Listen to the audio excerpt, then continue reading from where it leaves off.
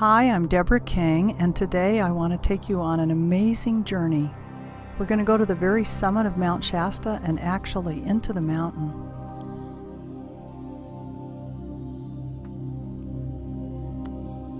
So Shasta is really a majestic and solitary kind of a mountain. There's strange lights and sounds, and just about anything can be seen and heard there. Spectacular clouds and just amazing sunsets, so it's very mystical. So as we begin our journey, perhaps we'll fly there, you can see the volcanic shape of the mountain from a ways off. So Mount Shasta is actually a giant dormant volcano. It's part of the Pacific Ring of Fire. It stands over 14,000 feet. It just towers above the Cascade foothills that are nearby.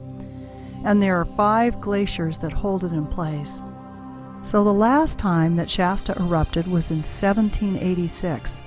But the sulfur springs that are near the top of the mountain, they're still quite a warning to us that the volcano will come back to life someday, maybe someday soon.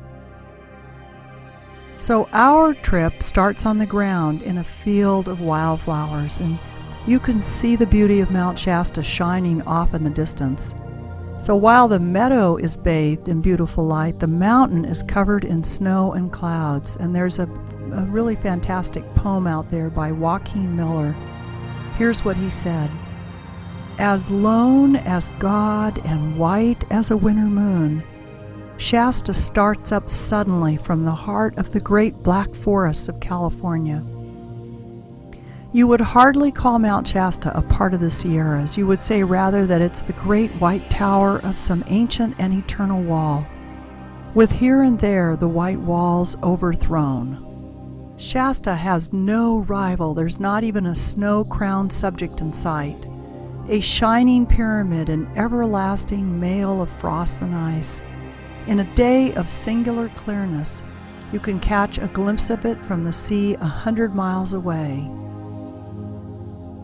So there's a saying that Mount Shasta makes its own weather, and when wind encounters a mountain that stands alone as Shasta does, the air is forced upward, and if there's enough moisture in the air, when the air is lifted and cooled, it condenses and forms these beautiful clouds that Shasta is famous for. Especially the lenticular clouds that look like UFOs, and they look like UFOs for a reason.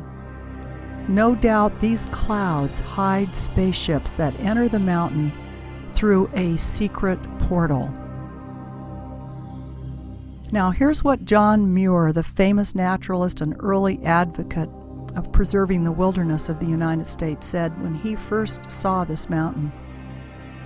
He said, "When I first caught sight of it over the braided folds of the Sacramento Valley, I was 50 miles away and on foot, alone and weary.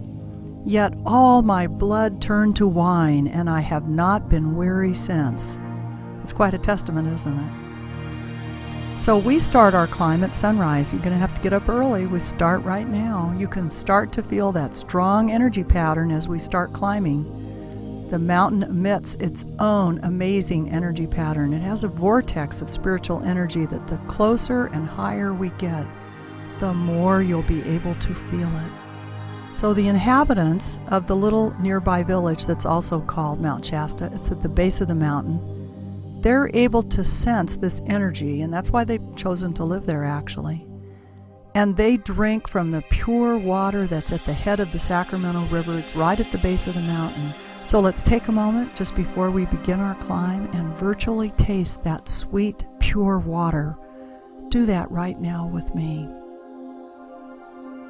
So we start at kind of the tame trailhead. It's called Bunny Flat. Don't be too relaxed by the sound of that starting point. It's going to go up quickly. So Bunny Flat is only at 6,950 feet, but if you're used to living at sea level or down in that arena, you'll notice the altitude right away. About a third of the 15,000 people that attempt to summit this mountain each year are successful. That tells you that 2/3 are not. And the way I'm taking you up, we're going to go up the Avalanche Gulch Trail. We're going to go from Bunny Flat over to Horse Camp, and then up Avalanche Gulch to Lake Helen, and then up the steep climb to Red Banks and Misery Hill, and then, and only then, will we get to the summit. We're going to do this in one very long day. I want you to know it's possible. I've done it myself. I've done Mount Shasta 3 times before today, and twice I did long overnights and did a lot of skiing up on top and a lot of whatnot, but today we're going to do one really long climb. And you've got your ice axe and your crampons, so you'll be able to maneuver over the snow and ice just fine. So now here we are at Horse Camp, the first stop after we leave Bunny Flat. It's the last opportunity to get some water. So drink up, take a stop here and drink a lot. Really fill yourself, because from now on you have to carry all your own water. Now we're about a mile out past Avalanche Gulch, and notice the terrain is getting much, much steeper. Now above us you'll see the red formations that are called the Red Banks. They're at 12,800 feet. This is the real crux, by the way, of the route. So right now we're going straight up, so stop here, put on your crampons, and get that ice axe out and be ready to use it. I'll show you how to do an ice axe rest, don't worry. You'll be completely safe with me. Now over to the right you can probably see Thumb Rock. The top of Red Banks, it's a slippery slope until we reach a little plateau. And that little plateau is Misery Hill, and from the top of that hill, now we can finally see the summit of Mount Shasta. I want you to take a look up there, you'll see it. And the trail to the top, it starts right here. So before we start off to the top, let's take a little rest break here. This is a great place to stop and have a little snack, and let's sit in the sun for a moment and consider the mountain's relationship with the Native Americans that lived in this area. So since Mount Shasta is truly visible over a huge swath of Northern California, it's super important not only to American Indian tribes, in this vicinity, but also to those who are a long way from the mountain but who can still see it. It's very impressive, by the way, from the air. So there are a lot of Indian tribes. There's the Wintu and the Pit River and the Shasta and the Modocs. They all knew this mountain to be their key spiritual site, like their mother. To them, Shasta is a place to be used for healings and spiritual quests and ceremonies and blessings and journeys just like the one that you're doing with me today. So there are strong geophysical forces inside the mountain. Steam vents, hot and cold springs, waterfalls, electrical centers, sacred caves, mystical caverns. These places have been used as power spots by these indigenous tribes for hundreds, even thousands of years. So the Shasta people say the Great Spirit made this mountain first. The Spirit pushed down snow and ice from the skies through a hole that he made in the blue heavens by turning a stone round and round till he created this amazing mountain. Then the Spirit stepped out of the clouds and onto the mountaintop and planted the trees all around by simply putting his finger on the ground. And the sun melted the snow, and the water ran down and nurtured the trees and made the river. And then the Great Spirit made the fish and the birds and the beasts from his staff. He ended with the amazing grizzly bear. And after creation was done, the Great Spirit wished to remain on earth. So he converted Mount Shasta into a wigwam. He built a fire in the center of it and made it his home. He and his family, they've lived there ever since. Now, before the white man came, all could see the Spirit's fire by night and the smoke by day that rose through the smoke hole of the Spirit's lodge. That's also, of course, the entrance to the earth. And the Modoc Indians, they say the Great Spirit's daughter fell from the mountain and was raised by grizzly bears. She married one of the grizzly clan, and their children became the first humans. Don't you love that story? So each year the Wintu people invoke the mountain spirit with ritual dance to ensure that the sacred springs keep flowing. There's also a flood legend of the Shasta Indians that says when the waters retreated from the Great Flood, the animals came down from the top of the mountain as if they were leaving Noah's Ark. and they made new homes for themselves. They scattered and became the forebearers and ancestors of all the animals of the earth. So join with me to call upon and honor the Native American holy men and women who guard this sacred site. One of the Karuk medicine men, he said, walk softly on Mount Shasta, talk to it, pray upon it. It's your mountain as well as ours. And the headsman of the band of the Pit River tribe, here's what he had to say. He said, our people have been here for thousands of years. One of the old prophecies talks about how we take care of this land. We take care of the earth. So back on your feet, that's enough rest. Put your water bottle away and get your ice axe, and let's begin hiking across the plateau. And we have another short climb. It will seem very long to you, but it's actually pretty short. It will take us to the pyramid summit. Now you may notice how much less oxygen seems available right now. That's because we're pretty high. It's way harder, isn't it, to keep putting one foot in front of the other. Plus, you may have noticed it's very, very, very steep. Keep using that ice axe as a third point of safety. Always have it planted firmly when you're moving your feet. All right, here we are. We're at the summit. You're right with me here. Climb up a few more steps and I'll show you the opening into the inner part of Mount Shasta. Turn and look around at the view for a moment, and then look at the mysterious light that's coming from inside the mountain. I know you're tired, but I want you to notice there are several tunnels that go deep, deep into the interior, and we're going to take one of them right now. So as we start down this tunnel, I want you to know that the mystical brotherhood of the last of the Lemurians, this may be the last of the Atlanteans, by the way, they live inside the mountain in a subterranean city of Telos.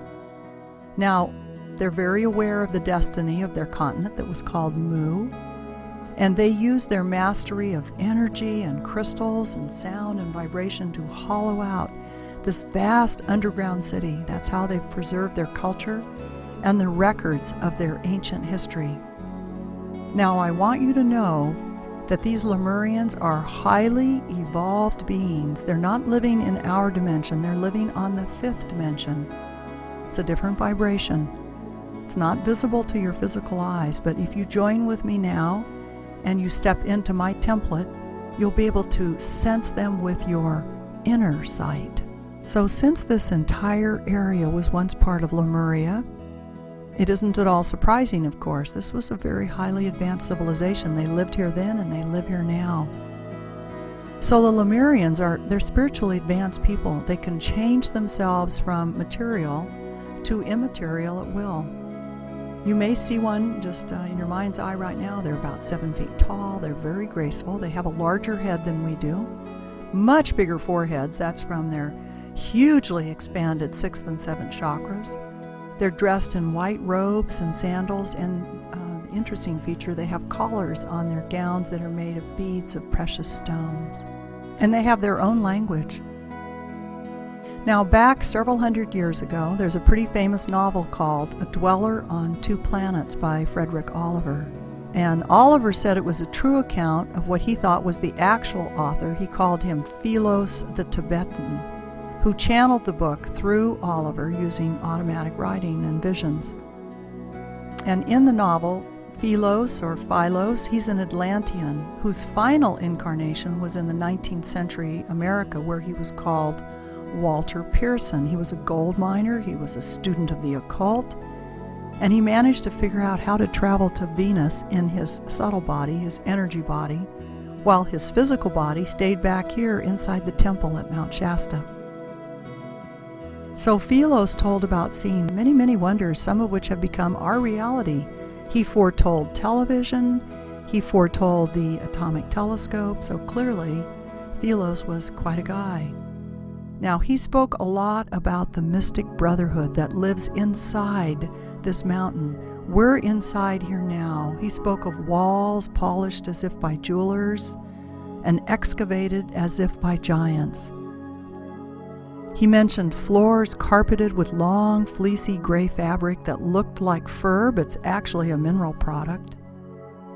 He talked about ledges intersected by the builders in a wonderful polish, exhibiting amazing veins of gold, of silver, of ore, and of precious stones.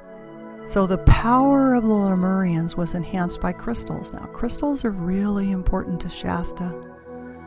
Remember that their continent, the Lemurians' continent of Mu, which was not far from Shasta, off the Pacific coast, it was destroyed either by war, some sort of thermonuclear war, or perhaps by a volcanic eruption, perhaps 12,000 years ago.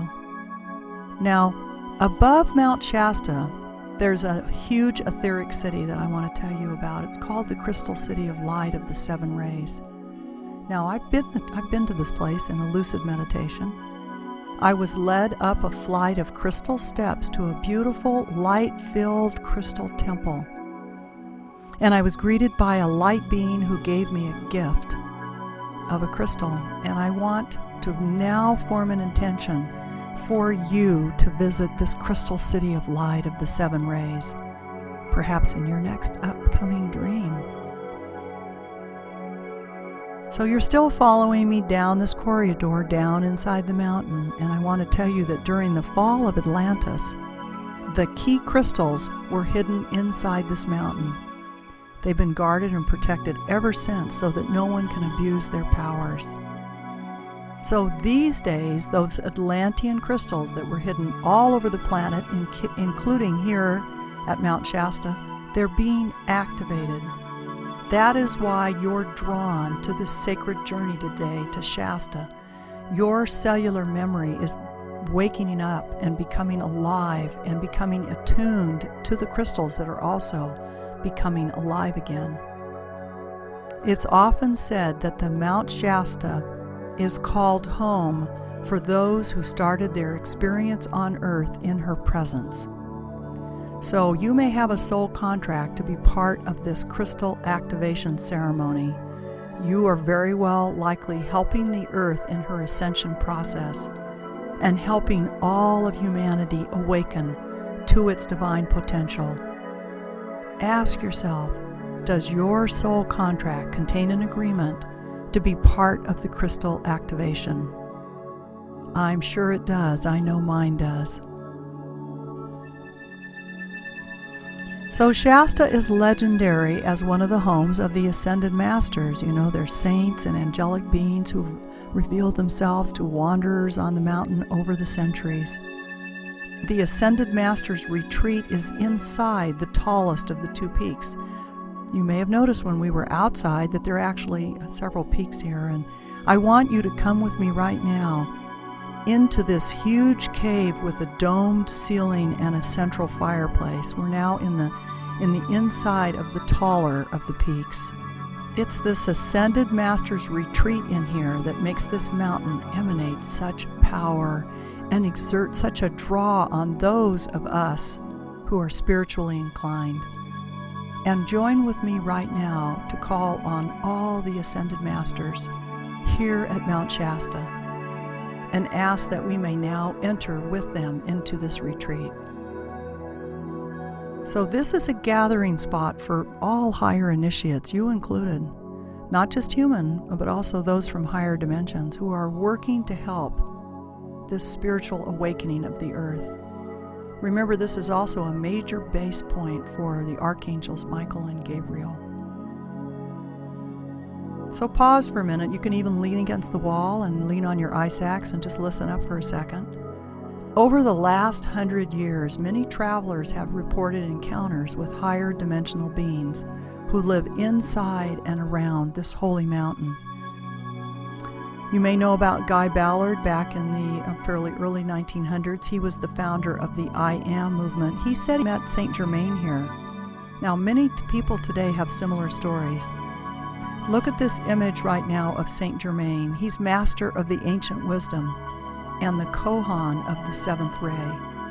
You may know he created his own name. He created his name as a French version of Sanctus Germanus, that's Latin for Holy Brother. So he named himself Saint Germain. He's one of the masters of the ancient wisdom. He's often credited with godlike powers and perhaps even unbelievable longevity. Now, some believe that Sir Francis Bacon is actually Saint Germain, that he faked his own death back on that Easter Sunday day in 1626 and then attended his own funeral, and then made his way from England to Transylvania, where he found lodging in a castle owned by a royal family. And then it's said that there Bacon, remember, he knew a lot of alchemy. He became an immortal occult master, and that's when he adopted the name Saint Germain and became one of the masters of the ancient wisdom. That's a group of beings that, according to the Theosophists, of whom I've studied quite a bit, form a spiritual hierarchy for the whole planet Earth. That's what we call the Ascended Masters. So according to that belief, Saint Germain is a mysterious manifestation of the resurrected form of Sir Francis Bacon. Now, he would be called the hierarch of the Age of Aquarius. That's because he can telepathically influence people like us to help us bring in the new civilization of the Age of Aquarius. Now, if you worked with me recently in the live online event, we worked a lot with the violet flame, and you know that Saint Germain is very much associated with the violet flame. His temple of the violet flame radiates from the deep inner recesses of Mount Shasta. And sometimes I've looked at Shasta and it seems bathed in violet light coming from that flame. So if you want to communicate with the masters and visit this ascended retreat, you can do so inwardly any time and receive their blessings by simply repeating this virtual visit with me. So come with me now. Let's go into the great golden hall where the masters meet. You can hear the beautiful music. It's coming from invisible sources. There's a cleansing pool. Just fill your eyes with it. It's filled with sparkling gold liquid. I want you to enter the pool with me now. Feel it cleansing not only your body, but your emotions, your thoughts, even your past. It cleanses everything. Notice how the air itself here at this retreat is incredibly alive and loving. It's all you need to sustain yourself. Feast on those terraced gardens and those fountains under the blue sky, and see the great forest and the Hall of Records, records of the Ascended Masters.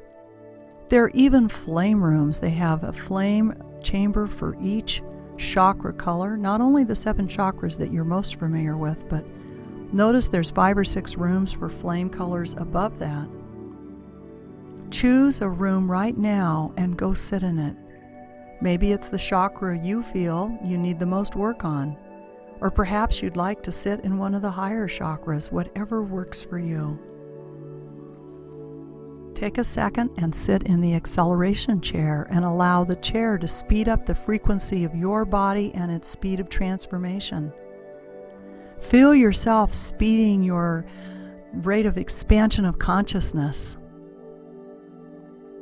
So Mount Shasta is a direct elevator to the higher realms. It's the gateway to Venus, to the Lords of Venus, and all those who enter Earth through Shasta. So know that beings from other planets can enter the Earth through the opening in Shasta.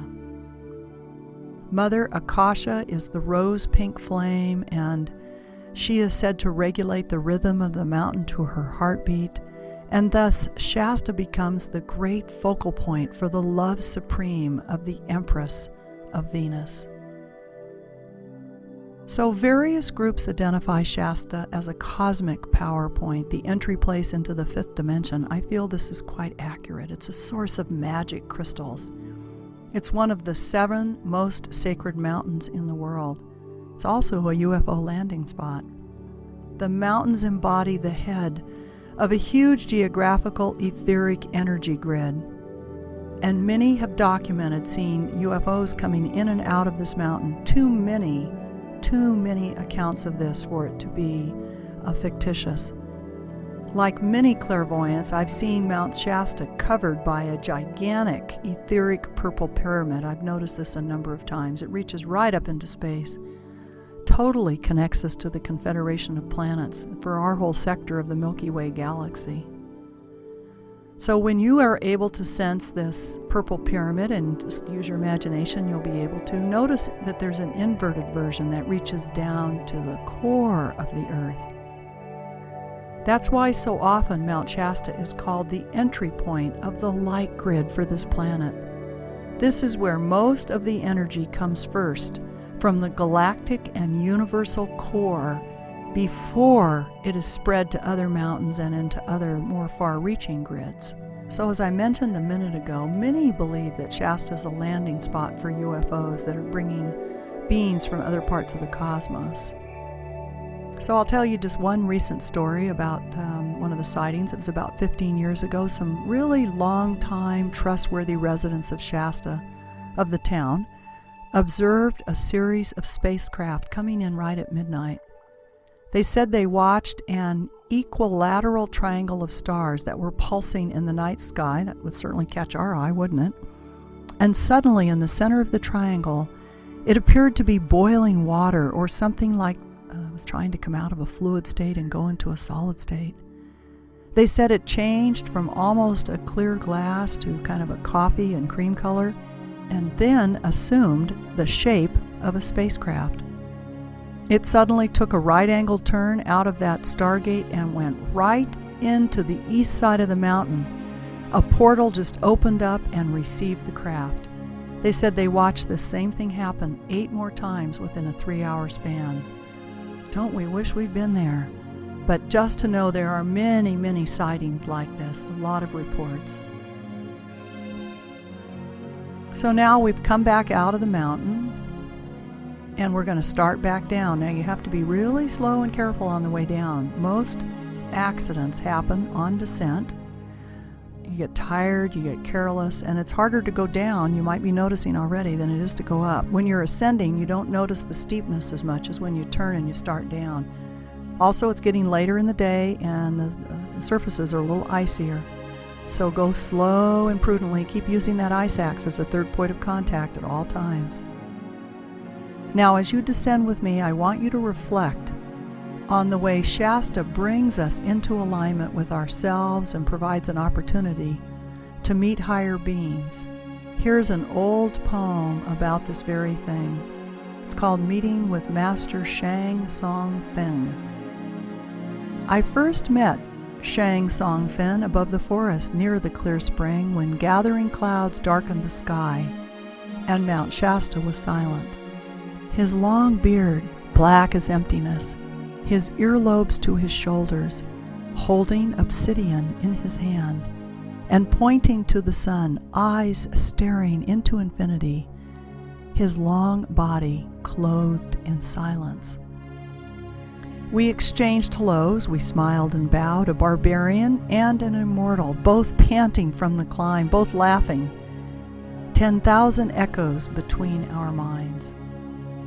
After billions upon billions of heartbeats passed, for he must have been 888 years old, I was so bold as to ask the Ancient One for the sacred mantra of yore. He lifted his whisk and brushed my face. I could not speak, my lips were stone. I just stopped, and then I was alone. So a long trek. Now we're back down in the meadow, back where we started, back at the base, back in the wildflowers. The sun is set. We just got down in time before it got too cool. It's time to say goodbye. It's been such an honor to guide you to the mountaintop and into the interior of the sacred splendor of Mount Shasta. I loved being with you, and until next time, you take care.